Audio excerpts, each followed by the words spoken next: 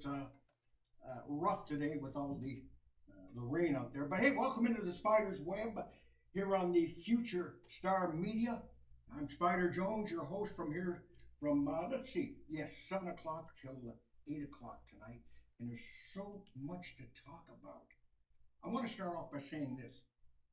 It's very important because most of our viewers are baby boomers and millennials.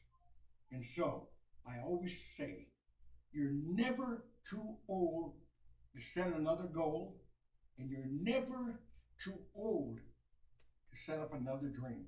Remember that. And I'll tell you a little bit later on what I'm doing at 77 years old. That's right, 77. And I can still, whoop, boom, boom, boom. I can still kick it.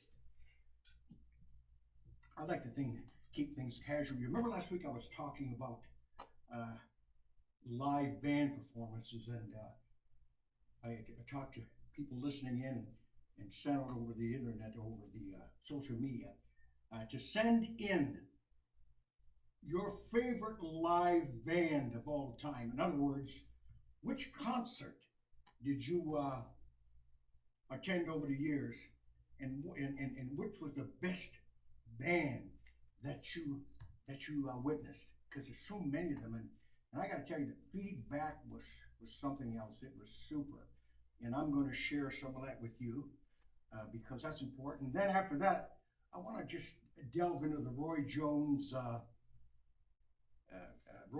I should say Mike Tyson Roy Jones fight. We want to get into that for a minute, because those guys are like me. They're a little younger than I am, but what they did was just phenomenal at their age.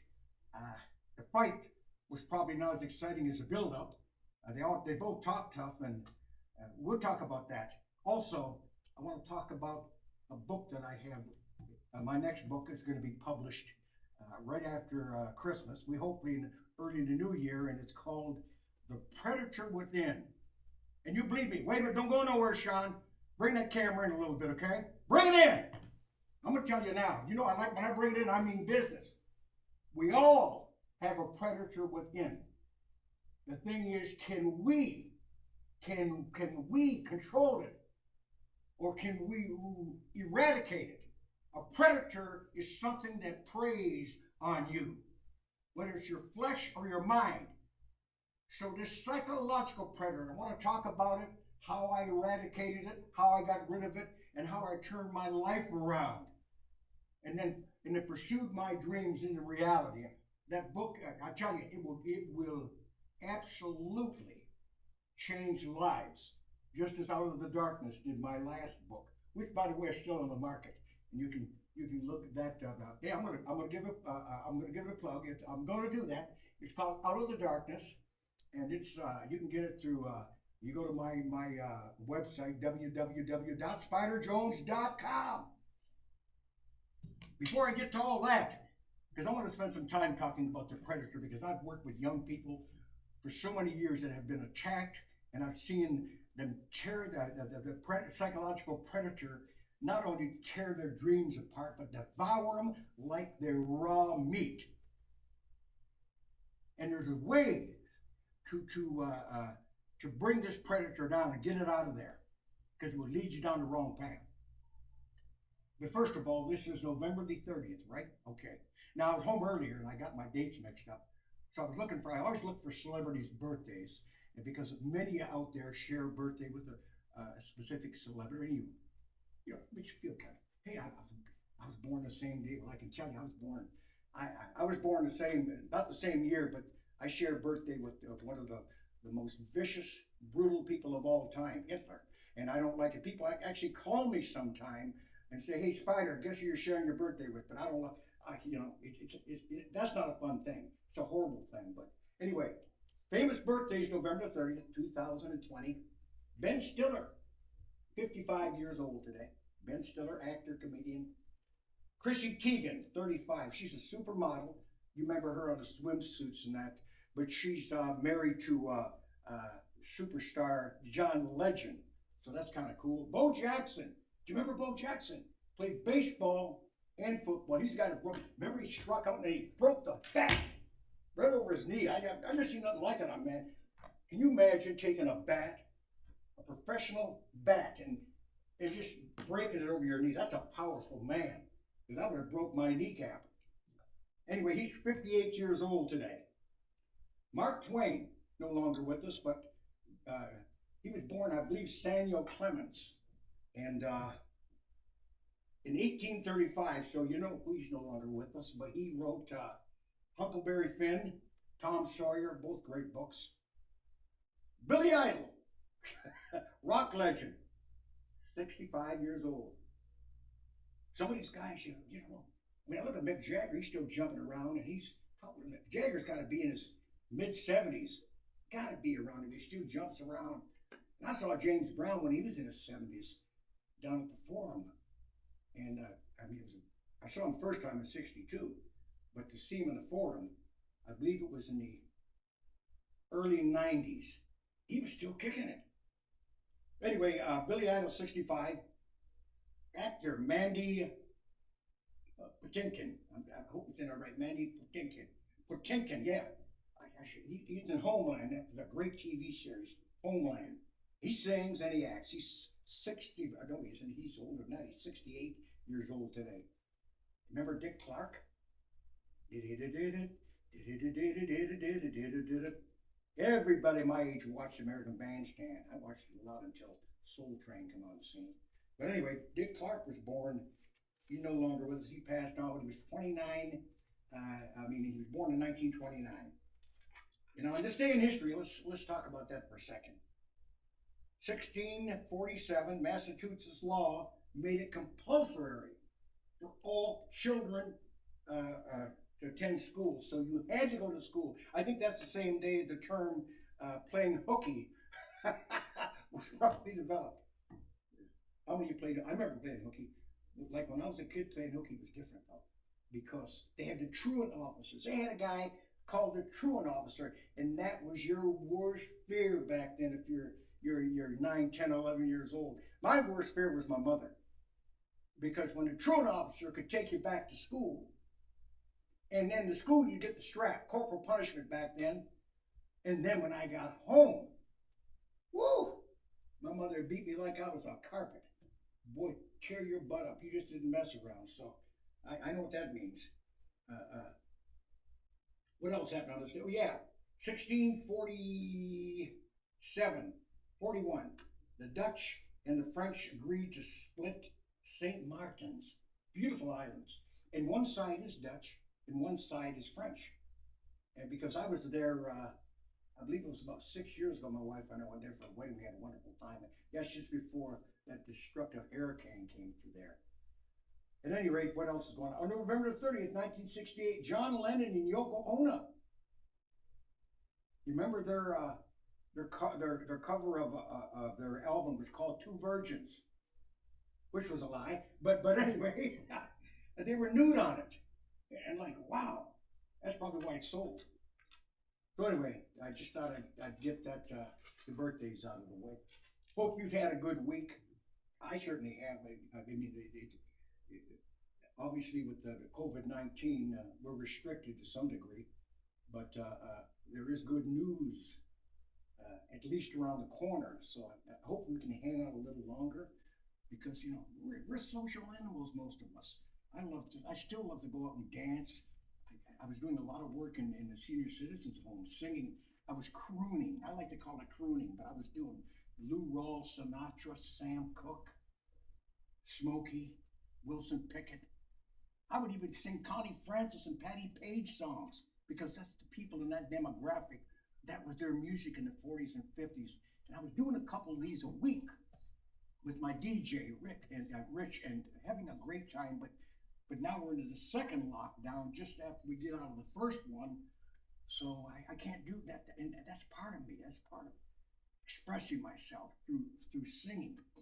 But I guess I'll have to hold on. But hopefully, and by the way, if there's any out there, and there are, I know, in these seniors' homes or residents that are looking for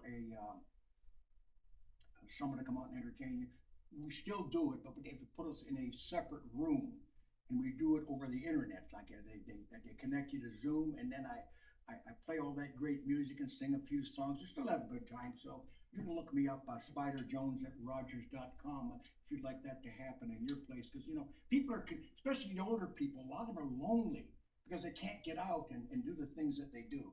So anyway, we'd like to talk about that here on Future Star Media because we do care about, as I said, this program. This we have a lot of programs on our Future Star Media. We've got a young girl going to be with us, 8 years old, coming up soon. What's her name, Sean? Do you remember? Jasmine. And she writes her own songs. And she sang for CBC, and she's just a phenomenal young entertainer. And she's going to have her own show on here. So this network is for, as I said, hey, we like young people to tune in too. Because I tell you what, you're going to get a lot of wisdom on this show. That's something you cannot buy. That's something, bring that camera in. You can't buy wisdom. Wisdom is an in. Wisdom comes with experience. So don't put us in a rocking chair and think it's over. It's not. We got a lot to share with the young folks. You got a lot to share with us too. Anyway, I'm all over the place, but you know, that's just the way the Spider works. I want to keep it casual. When you tune in to our show, I want you to enjoy it, maybe become enlightened and of some insight. And you can always email me. I got a ton of them last week. Email me, SpiderJones@Rogers.com. SpiderJones@Rogers.com. If there's a certain issue you would like to discuss or question you would like answered, we'll put it on our show. Won't we, Sean? That's right. He nodded his head. He did. And what else is happening? Yes. Okay, so we're off that. Last week, as I said, we were discussing, I had Tyler Quick here, good friend of mine who is a personal trainer of many superstars, and I said we can't mention the name on the show because it might be a conflict for him. At any rate, we talked about great bands live, and I'll tell you, I've seen so many over the years, so many great performances. I asked that question, and I told people keep it down to one. If you want to throw an extra one in there, you can. But this is not an easy question. It's a challenge. If I asked you, especially people that are into going to concerts and going to live performances, you get to see all your great groups. I know some people I wanted to see, I never did. I never got to see the Eagles live in concert, and I would have liked to have seen them. Because I think they're one of the great bands of all time, right up there when it comes to musicians with skills and the sweet harmonies and originality. You cannot beat the Eagles. Maybe I like it because Glenn Frey, the co-founder, was out of Detroit, and I spent so much time there, and I have this sort of soft spot for anybody out of Detroit, like Bobby Seger and you know, the groups like Smokey Robinson, the Temptations, the Spinners. Those are all Detroit groups. Diana Ross and the Supremes, the Marvelettes. Those are all Detroit groups. Edwin Starr, Detroit. Wilson Pickett, Detroit. The Floaters, Detroit. The Dramatics, Detroit. And I'm proud to say I lived in that city at one time, and I got to see them. So we're going to start with some of the emails that I got. This one's from Carl I'm trying to say his name right. Anetia.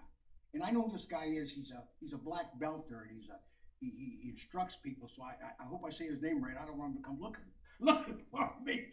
Hey, Carl. He said he saw in 1979 he saw Earth, Wind, and Fire, and he says hands down, Earth, Wind, and Fire are the best band he's ever saw. And I got to tell you something. I cannot debate that at all. Because I got to tell you, Earth, Wind, and Fire were just a super talented band, and they put on a show to go along with the singing and the musicians. They could do it all. I loved Earth, Wind, and Fire. So he said he saw them in 1979. And I believe it was in Toronto. I could be wrong, but I believe he saw him in Toronto. Jess, what's his last name? Lupton, yes. He says he saw David Bowie in Glastonbury. That's in England. I know that. In 2000, in 2000, and they say that he was phenomenal. I've seen the boy; he was phenomenal. Great entertainer. Uh, but I'd like to see a little more dancing style, and some of these guys had it more than others. Albert Perez said he saw Metallica in Seattle. He says it's meant that they were the most electrifying band he ever saw. Of course, didn't follow the rock scene as much as him, but I know Metallica is an enduring band. They're iconic, and that's probably because they're that good. Who else we got here? Oh, Al Yorkman says the greatest show he ever saw was Queen. Who's going to argue with that? Freddie Mercury. Another one bites the dust. Boom, boom. Another one bites the dust. And he says, I have to say, Queen shows everybody how to rock. And yeah, so everybody likes Queen. I mean, and especially when the younger people got to see it through the movie, and it was a phenomenal movie. My wife and I watched it together. Let's see, we got Cal Abraham from Erie, Pennsylvania. Erie, Pennsylvania, yeah. I should know some fighters from down there. At any rate, he says the greatest performance of his, he said the greatest performance he ever saw was at Woodstock, and it was Santana. He said it was wild. He said it looked like Santana was a little high, and he played his guitar, but he said he was just out of this world with Santana. Carlos Santana is a legend, certainly one of the greatest guitar players I've ever seen. And I know a lot of the great singers just want to perform with this guy. That's how good he is. What else? Diane Atlas. No surprise here. She said she saw Bruno Mars at Maple Leaf Gardens, and he was so spectacular. She said she was a little surprised. He was shorter, smaller than she thought he was. But he's some big time entertainment. But she said it's the best entertainer on. She says Bruno Mars is the best entertainment on the planet. He might be now. I know I watched him at the halftime show at the Super Bowl. I've never seen Bruno Mars live, but I watched a lot of his YouTube stuff simply because he reminded me a lot of old school guys. He could do James Brown, Michael Jackson. And then he also, Bruno Mars, played the drums, and he plays the guitar, and he gets doo-wop going. He gets the old, I can't believe it. And you know that I know Bruno Mars, as a kid, they used to dress him up, and he'd do this Elvis Presley thing. That's phenomenal. You got to go on YouTube, check out Bruno Mars doing Elvis Presley. Bruno Mars isn't that old. He's probably in his early 30s. And he used to win all these contests. He's just a phenomenal entertainer. So I agree with Diane Atlas on Bruno Mars being maybe the best entertainer on the planet now. Maybe, I'm not saying of all time, but he's up there, man. When you see this guy on stage, what a show he puts on. Jackie from Pickering. Best show she ever saw live was between Smokey Robinson and Frankie Valli. She saw them both at the Forum in the 70s. And that's when these guys were in their prime. There you go there. So let me get rid of that. These are just down here. Somebody will pick them up after. Linda Mack. She lives in downtown Toronto. She says in 1985, she went to a Cyndi Lauper concert. And it was her first concert. It was at, I'm not sure what she said it was. I think it was Maple Leaf Gardens. And she got to use her mother's lighter during the concert. You know what they do. I did it at a Little Richard concert. They lit up their lighter or a match. And this was at Maple Leaf Gardens way back in the 60s when Little Richard came to Toronto. I remember the place was jammed. Like then it was about 16,000 people. And here they were. Little Richard got him to light a match. It was just beautiful. It was just, we all were in the same moment, just the same vibe. And that's when they can get you all into the same vibe. 16,000 people. But anyway, thank you for that, Linda Mack. Bob Foster in Toronto. There used to be a light heavyweight champion named Bob Foster, heck of a fighter, till he ran into Muhammad Ali and Joe Frazier. Then he wasn't a heck of a fighter anymore. But anyway, Bob Foster says, best show he ever saw was Earth, Wind, and Fire. There's another one for Earth, Wind, and Fire.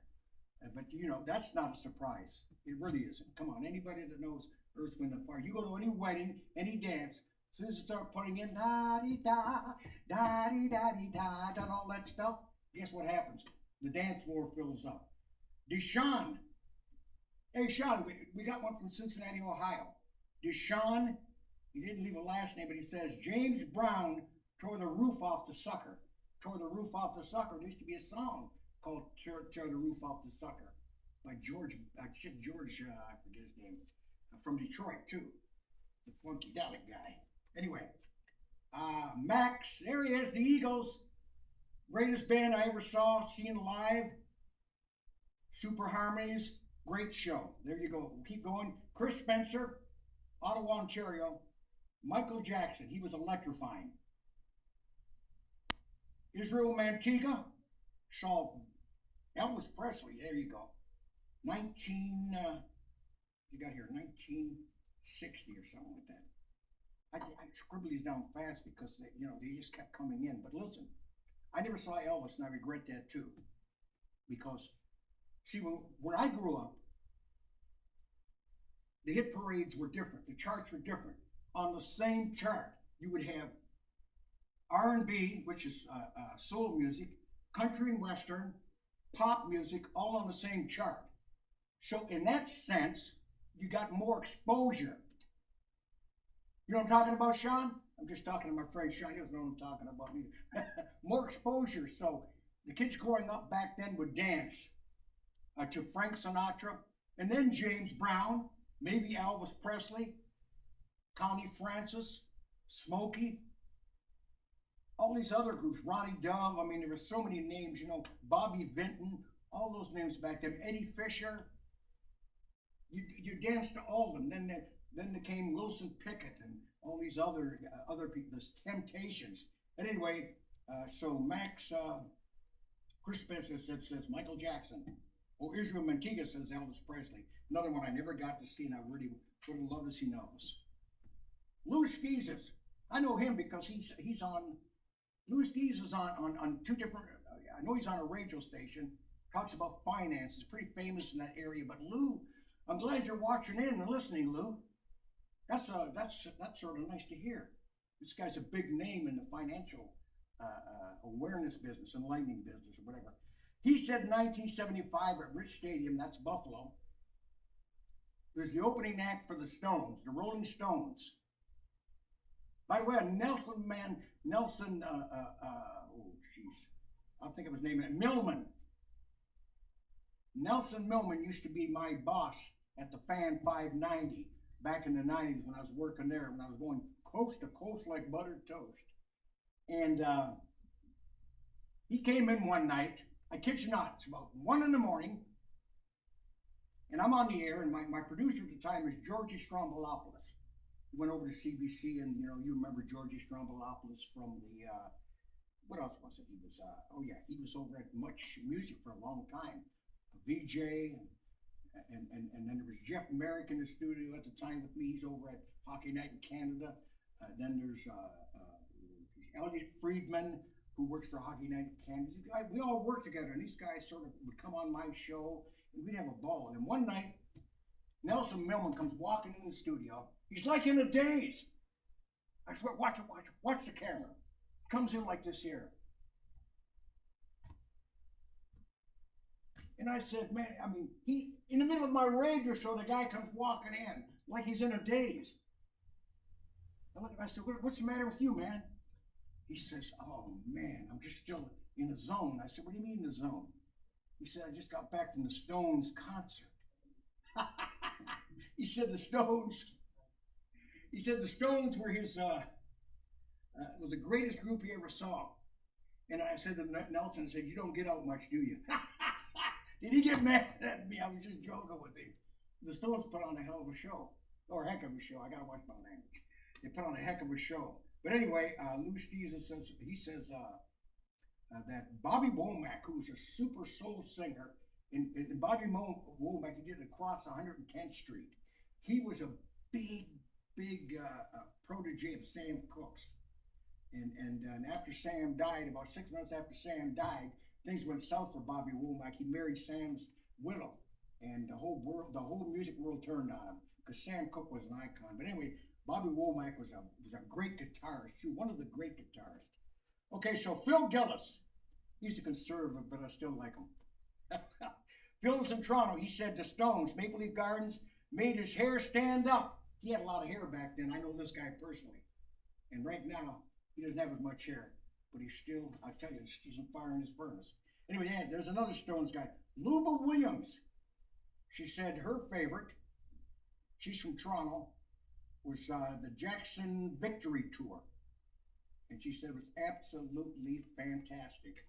I never saw Michael Jackson in person either. I had a chance one time, years ago, but my daughter took somebody else. I told her, go ahead, take somebody else. She had a ticket for me, but she liked her boyfriend better than me, so she went with him, and I wanted to see Michael, but I didn't get a shot at it. Guy Talbot from London, hey, London, Ontario, what's up? And he said, the Temptations at Ontario Place, 1978, superb show, man, they crushed it. Well, everybody knows the Temptations. My girl. You remember the Temptations at all? Any of their steps, it would be boom, boom, boom, boom, boom, boom, boom. Then they get that walk, boom, boom, boom. You see the walk, John? Doom, doom, doom, doom, doom, doom, doom. The Temptations, my girl. Yeah, they're a great group. So anyway, he says that he loved them. Kyle Gomez, Calgary, Police. That was their last concert with Sting in 1983, and they really delivered an awesome show, he says. And that was the last one again, Sting, who was another great entertainer. Janie from Toronto. She's Teddy Pendergrass. Teddy Pendergrass, yeah, that's a real soul singer. Back from the 70s. Started out with Harold Melvin and the Blue Notes out of Philadelphia. Had some big hits on his own, including Turn Out the Lights and Close the Door. Anyway, he passed away. He was a great, great one too. She said you could really feel the emotion. But Teddy, I've seen Teddy, and Teddy played with your emotions. Like Teddy would he really most of his show was dedicated to women, and he did come up the stage and kiss them. You can't do that now because you got to kiss through a mask. I don't know if Teddy would have made it these days. I guess with his voice and his talent, he probably would have been. Claire G. from Hamilton, she said, hands down, Earth, Wind, and Fire, they are unreal. Fernando Cursoni of Toronto, Beach Boys or Gordon Lightfoot. Yeah, you know what? I saw the Beach Boys twice in person, and twice live, I should say. And I got to tell you, their harmonies are phenomenal. Yeah, they are good in person. They don't do a lot of dancing and that, but if you love the sweet voices and that, they're good. Gordon Lightfoot, well, that's an icon, and I call Gordon Lightfoot a personal friend. I know him personally. He puts on a great show, even at his age. He still does it. Anyway, we only got a couple more left. Then we're gonna start talking about other things. Tragically Hip, Scott Grundy said Tragically Hip on their farewell tour. We know that's when Gord Downey was in his last days. It's kind of sad, but Scott Grundy says he went to on the farewell tour, made him cry. I just would be emotional because Tragically Hip are a Canadian icon, and a lot of these people grew up on them. And I had the pleasure of meeting Gord Downey one time, just once, but it was nice. I met him at a show where I opened up for Bill Clinton when he was here to speak. This is maybe 7, 8, 9 years ago. Anyway, Angus McLeod of Toronto says Phil Collins is his favorite live. Oh, and here, by the way, it finally got to one of my favorites of all time, Jackie Wilson. And I gotta tell you, this lady, Gloria I didn't get the last name, but Gloria, said the greatest performance she ever saw was Jackie Wilson at the Fox Theater in Detroit, 1962. Now I got to tell you something. That's ironic, and it's a little creepy when you think of it, because that's when I saw him too, probably at the same concert. So imagine that. And I saw Jackie Wilson back then, and I've always said, people have followed me on my radio shows throughout the 80s, the 90s, and right through. I've always said that my favorite live entertainer of all time was Jackie Wilson, because he was a full package. The guy can out-sing anybody. If you think you read some of the things that Elvis Presley says about him. Jackie Wilson could out-sing him, and he could out-dance anyone. The show he put on was just out of sight. So he's always been the greatest entertainer. Yes, bring me up a water, Sean. Greatest entertainer I've ever seen live is Jackie Wilson. Is Jackie Wilson. Are you? Thank you. I get good service here, folks. So I gotta say Jackie Wilson, yes. Okay?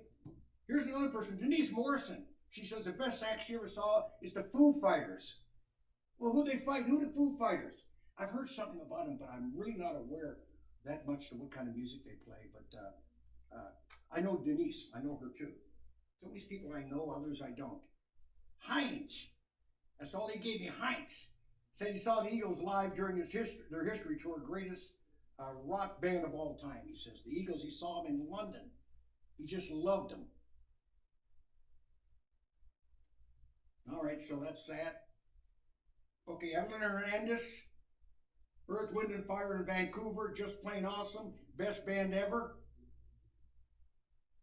Simone Riley, she saw Prince in concert and was spectacular. She says he was every bit as good as Michael Jackson. Another one of her favorites. That's quite a compliment when you're as good as Michael Jackson.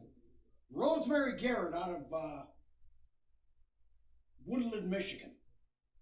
She saw Stevie Wonder on a one-man concert at the Joe Louis Arena in Detroit. Outstanding, she said. The best she's ever seen. Stevie Wonder. I've seen Stevie a couple times. He is very good. Frank D'Amico. Frank D'Amico says best concert he ever saw was Jay-Z. Jay-Z, okay? Eric Labiri saw Elvis in Buffalo. Said Elvis the greatest act he ever saw live. All right. So that's that on them. I want to talk about the Predator Within, but I also I sort of want to delve on that because I got a lot of emails before and after the Roy Jones-Mike Tyson fight. And I mean, these guys are over 50 years old. And now that this fight's over, Mike Tyson says they're going to fight some more.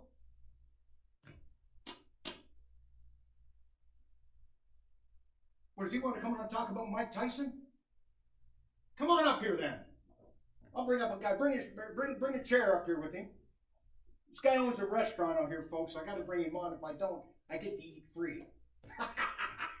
I tell you, there's one of the perks of being a host of a show. You get him coming up. I got my friend coming on, and I want to talk about that a bit because I mean I watched the fight. I didn't pay to watch it. I'll tell you now. I don't know how much it was even. But one of my nephews emailed me a stream where I could get it free online. And so I watched it, but did you watch the fight too? Of course. How can I miss it? You want to bring the seat in a bit?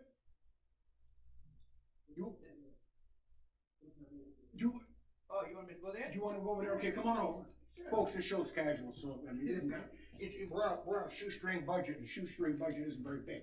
But we're going to have some fun anyhow. Yeah, sure. Okay, hold on while I get a little sip of my water, my friend. Tell them your name. My name? Everybody knows.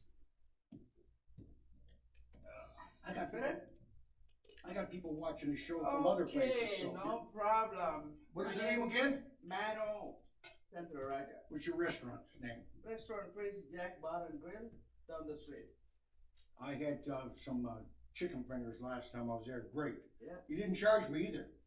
So Okay, I know no why, worries. and now I know why you didn't. It's Come coming on up. the show and plug it a bit, eh? It's coming up. So tell me about your thoughts on that fight. Were you, first of all, going into the fight, were you excited? I was very, very excited. I was like, I told you that when I first met you, like Mike Tyson is one of my favorite. A little bit disappointed. Hey, wait, did you have to pay for the fight online or? No, I got race. Okay. You might have somebody watching. So yeah, so you were a little, why were you disappointed? Because the way he trained it, I saw his training and everything Yeah. before the fight and everything. It was more motivated, wanted me to see that and all that. But when the fight comes, it's not Mike Tyson. Well, So yeah, what does- yeah. I know. The It's a intensity charity wasn't, thing. the intensity wasn't there, but by the same token, Roy Jones looked like he was in a love-in. He was hugging and holding, and he never saw, Mike Tyson was, I'm not sure if they agreed, if Mike Tyson agreed not to take him out. I'm not sure. I can't say that for sure, but I can say that what I saw was after one round, that Roy Jones, you could see within a minute of the first round, he was nowhere near Yeah. the Roy Jones that we watched grow. We watched back in the '90s. I mean, this guy was a phenomenal boxer back then. Yeah, yeah. And he had some skills. But you know, I think Mike Tyson basically is more technically skilled than Leonard. Mike Tyson, he knows how to slip, but Yeah. Roy counted on his speed and that. But for this fight, every time he got in closer, Mike could do some damage. Yeah. He'd tie him up. Time up. And also what I noticed it too, 1-2 kicks and then he just trying to back off. And then whenever Mike Tyson get really going after him, he trying to hug it. So it ruins my little bit of my appetite, but it's a charity event, so I can't expect a lot. But Well, it certainly wasn't a draw. I mean, but that's I what know, they do. no. I have been a ring announcer at a couple hundred fights over the years. Everybody in the Toronto area knows that. I mean, I've been you know, a ring announcer in many many major cities in Canada, not just that, a color commentator. And I got to tell you, I mean, an exhibition bout, they always call it a draw. But exhibition bouts, generally, when they have exhibition bouts, they wear headgear. yeah. They didn't here. And I believe with all my heart that if Mike Tyson could have knocked him out, I do believe that. He probably would have. Oh my God, you say it in front of the camera. I'm saying I think he could have knocked him out if he could have, but he didn't. He couldn't get off like he used to. And you have to preserve your energy. You're going. There's no way Mike Tyson wants to get knocked out or get run out of energy. That's when you become susceptible to to getting it. Yeah. And so, but for them to go 8 rounds, they're 2-minute rounds, but most people couldn't do one 1-minute round of those 8 rounds off the street at that age. Yeah. So I give them that, and I don't know what charity they're giving the money to, but now Mike is talking about doing some more charities. Yeah, they should have. I mean, even if it goes 8 rounds, they should have given someone else who's somebody's winning. Draw, I didn't like it at all. But if people can't see it, who really won the match? Now I think it's Mike Tyson. Well, yeah, absolutely. He was the aggressor. Yeah.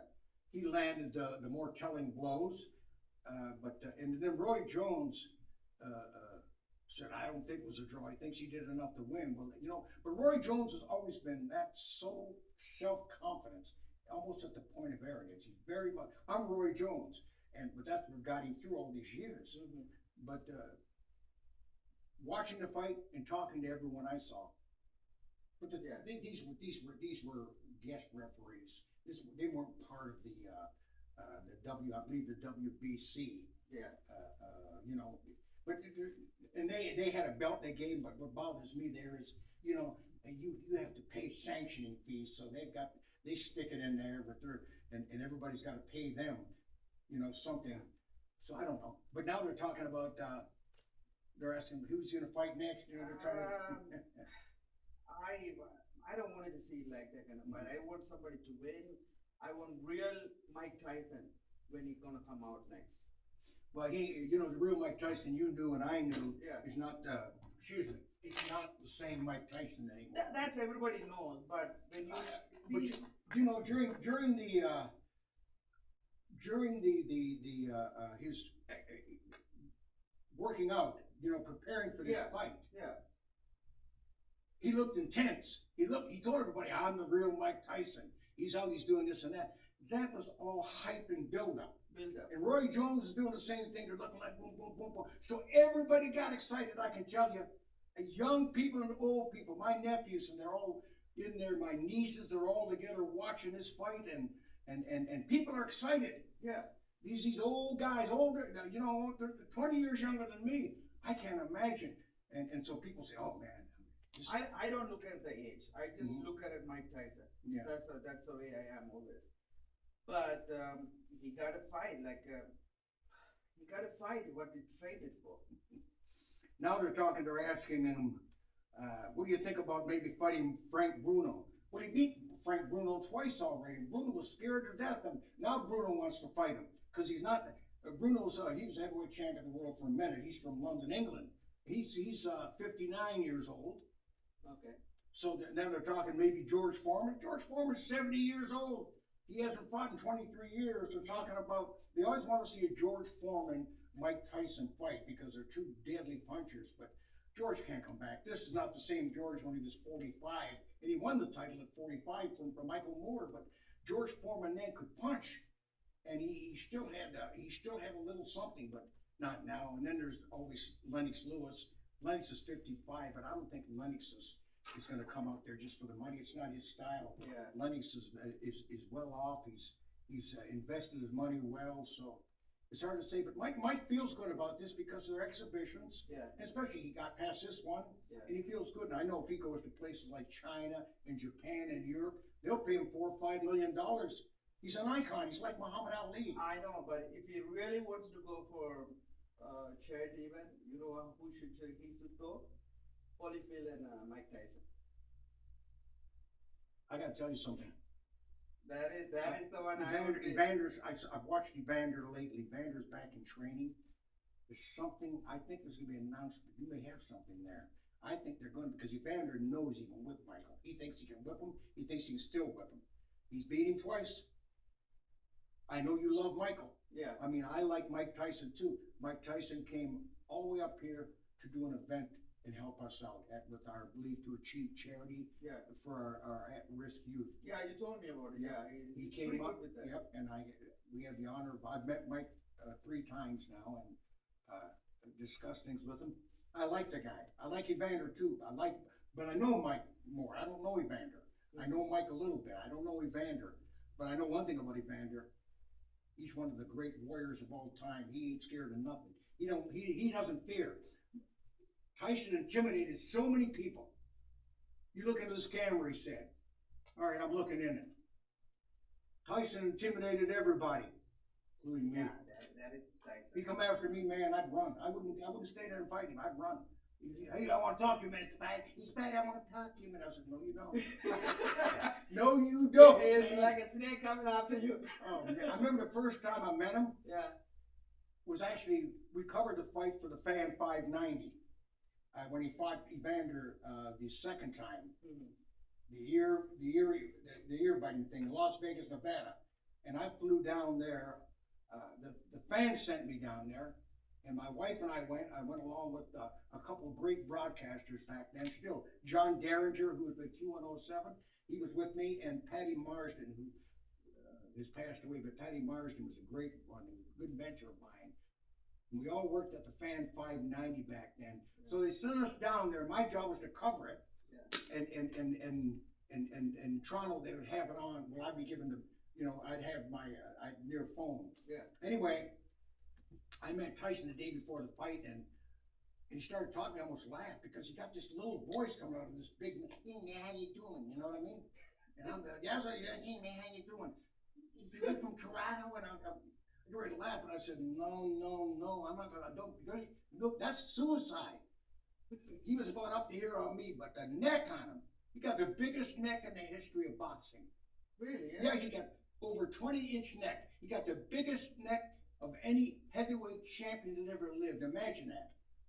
And when I saw him, he had some shoulders on him. But I found him to be delightful. Every time I've never seen a dark side of Mike Tyson.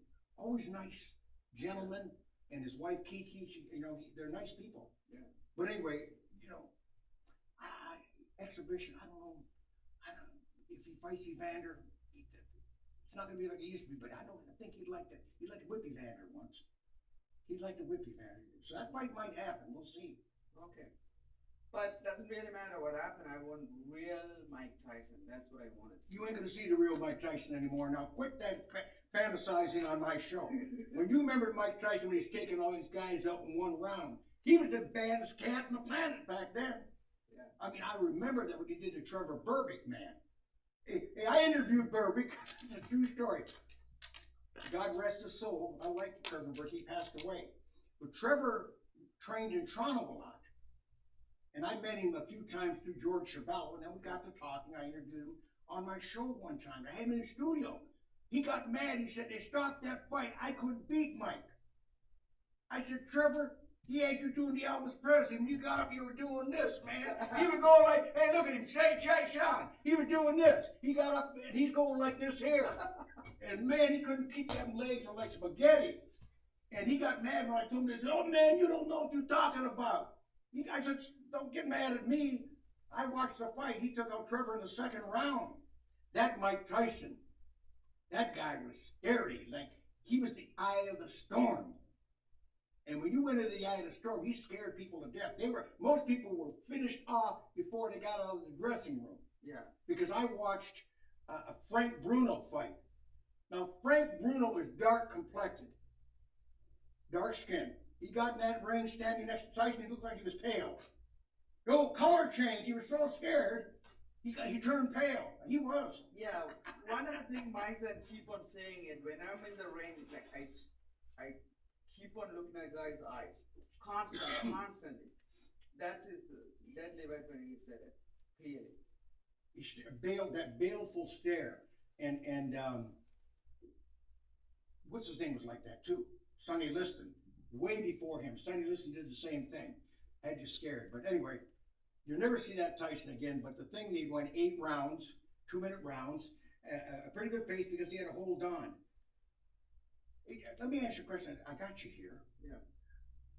Because we're going through this pandemic, the COVID industry. What's it like owning a restaurant? It's not definitely not the right time to own a restaurant. Are you hanging in? I'm hanging in there. How long have you had the restaurant open now? 3.5 years.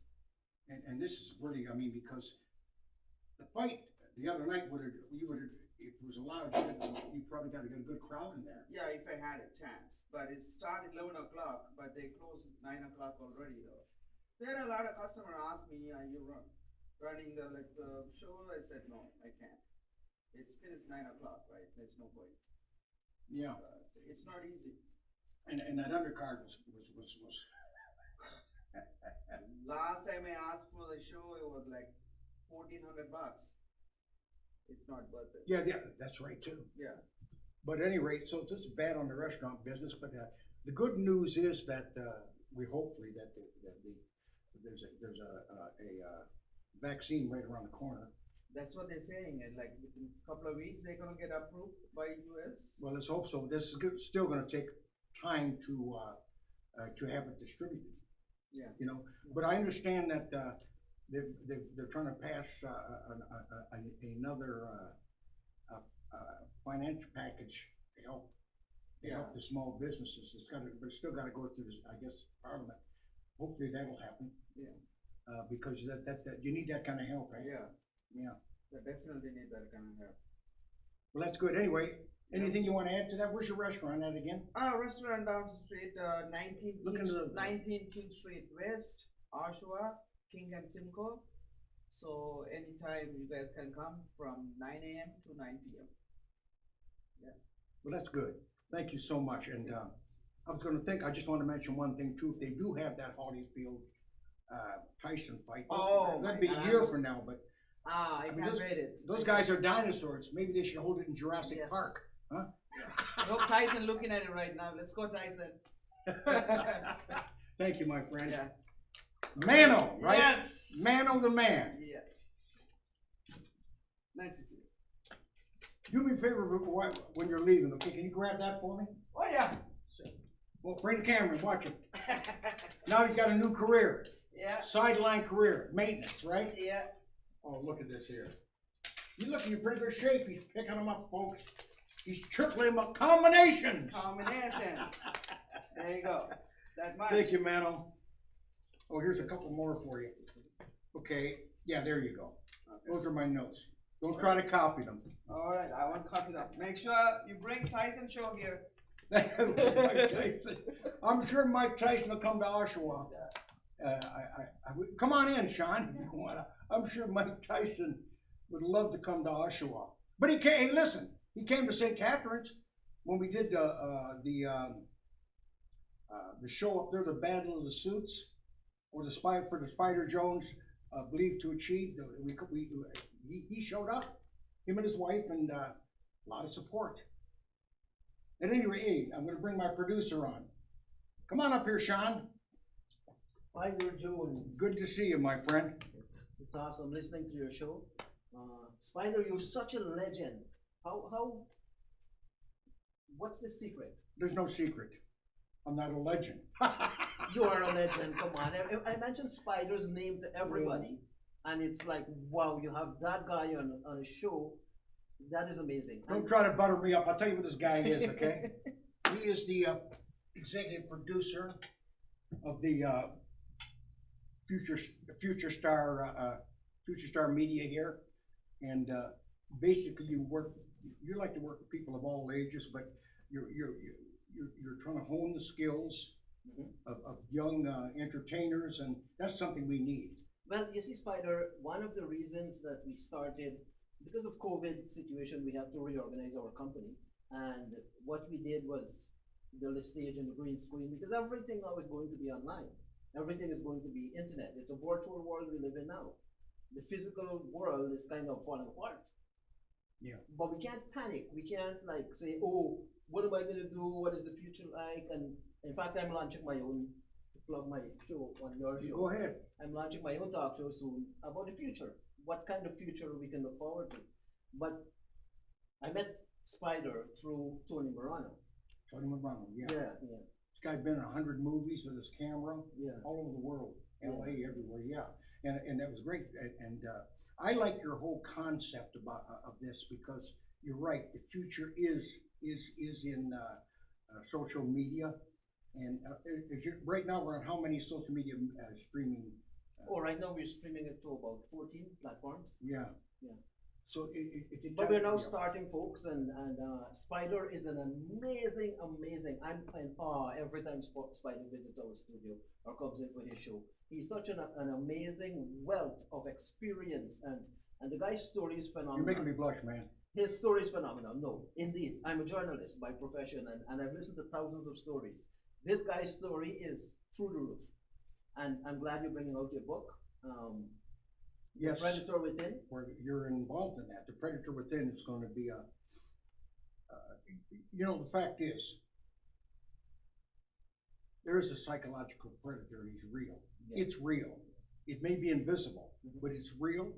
And I call it psychological because it preys on your hopes, your dreams. It builds a layer in your mind. It's the doubt and the disbelief. Yes. And Well, yes. And plants these toxic thoughts of self-hatred, self-loathing, unworthiness. You're not good enough for this. And I had to hide that many years through swagger, and that's what it was, swagger. But underneath, I had a problem. I had big time problems, but which is why now I love working with young people, because they have so much potential, and having the opportunity through the Future Star Media here, get a chance to meet young people with great potential. I'm so looking forward to the show. On Wednesday, we have an 8-year-old Jasmine Headley. she's just been on national media in Canada, releasing her single, and she's written up in all the magazines and the TV station. She is so phenomenal. This girl is 8. Spider introduced me to the family, and you talk to Jasmine, it's like, this is a genius. You know At what's 8 great years about, old. what's great about that little girl, they're keeping her rooted. Oh yeah, for sure. She's so 8 years humble. old, she's already written her own songs, Yeah. she sings her own songs. And by the way, folks, out there, if you got people that are good entertainers and they have the original stuff, Yes. and you want to expose them on my show, the Spider's Web, on my show, here on the Future Stars Media, You hear me? Hit me up, spiderjones@rogers.com. We'll get them on and expose them. Okay, Spider, I leave you to wrap up. I just want to say that please watch Spider's show. Wait a minute, every you come Monday. on my show, Just and one you're minute. gonna walk without, I didn't tell you to go yet. I just See? want to say, watch it every Monday night, 7 o'clock, 7 to 8 o'clock. Spider is on. Trust me, he has a wealth. This guy's a journalist. He's been a professional boxer. No, not professional, amateur. You watch how many fights? You're a Well, I Golden was an Glove amateur boxing, I was, what? Golden Glove winner. Yes, but yeah, I did that, but He's no. won. He's got the Order of Ontario. Okay, reward. okay. He's modest. But he's a phenomenal guy. Thank you His for life that, I is appreciate amazing, it. and he's an author of books and everything. So watch his show every week. Spider, you're great. Thank I you love so your- much, my friend. Okay. That's Sean. He's a great guy too, by the way, because he is the one that's put this whole Future Star media entertainment together, and doing so helping young people that want to hone their skills. It's not like the old days where you had all these events where young people get exposure. See, to become a superstar, especially in the entertainment industry, any industry, you have to have experience. And the only way you can find that now, generally, where they give kids a chance, is they go to church and they learn how to sing gospel. All the great singers, R&B singers, like Whitney Houston, Aretha Franklin, Sam Cooke, they all came out of church, and they started young. And that's what we want to do here at Future Star Media. We want to start them when they're young and help hone their skills. And that you do that through development. How much time do I have? 4 minutes? I just got here. I wanted to talk about the predator within. That's one of the things, my mission I discovered in 1993 when I was asked to speak at a school, because some of the young men were going in the wrong direction. And so the teacher asked me to come up and speak to him. And I thought, at that time I was going coast to coast, and so I was getting a lot of exposure. But I said to him, what am I going to say to him? He said, tell me your story, Spider. Tell me your story. Maybe it'll inspire them. If you can do it, they can do it. And it made me sort of think and reflect back on my life and remember where I did come from. And I spent time in prison, and I got in a lot of trouble when I was young.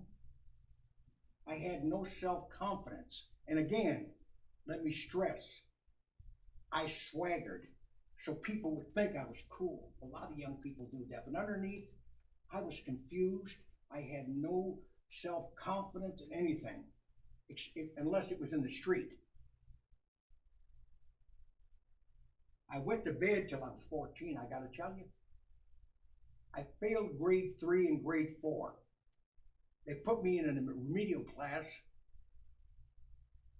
where they called it special ed. And everybody else called it the ding-dong class. That's what I grew up on. So I thought I was dumb and that I was unworthy. And I read this, and I really like what it says here. I want to quote, this isn't me, it's from somebody said, if your dreams don't scare you, they're too small. If your dreams don't scare you, they're too small. And I can tell you, when I went back to school at 34 years old to become a broadcaster, I went through years of disarray, years of confusion. I was illiterate, and I never thought I could make it, but I always wanted to be a broadcaster. From the time I was 10 years old, because when I was 10 years old, when I was 7 years old, my little baby brother died, and the undertaker came and got him away, and I watched him grab him from my mother and throw him in the bag and take him out of there, and I became so frightened of the dark that I couldn't sleep at night. On the good side of that, my mother would leave the radio playing all night, so I got a chance to listen to all this music and exposed to all these different DJs. While I loved the music, I wanted to be the person that played the music and shared my vibe with the world. Do you know how many years it took me to bring that dream into reality? You want to know how many years? Come here, I'll tell you. You know how many years? 30. 30 years. A lot of it was a waste. I got there, but it took 30 years before I got my first job in radio. And you know, most of it was because I was scared to death that I would fail. And that's what ruins people. They're scared of failure.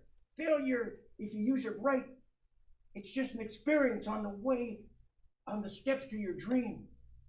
And when I got my first job in radio, I remember driving all the way out to Oakville at CHWO.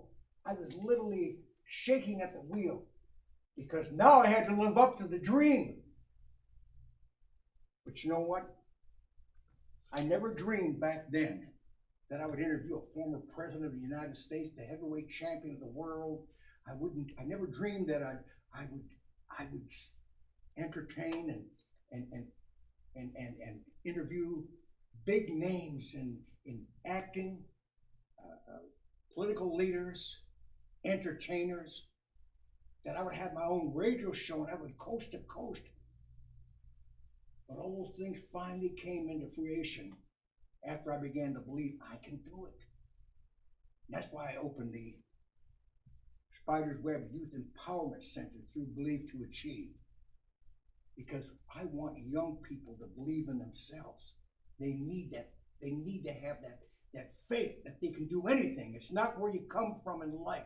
It's where you're going that counts. And that's why I built that's why we created the Spider's Web Youth Empowerment Center, because we want young people to be successful. I don't want them to live the life I did. I don't want them to hang around the streets. The lure of the streets is very strong, but it is self-destructive.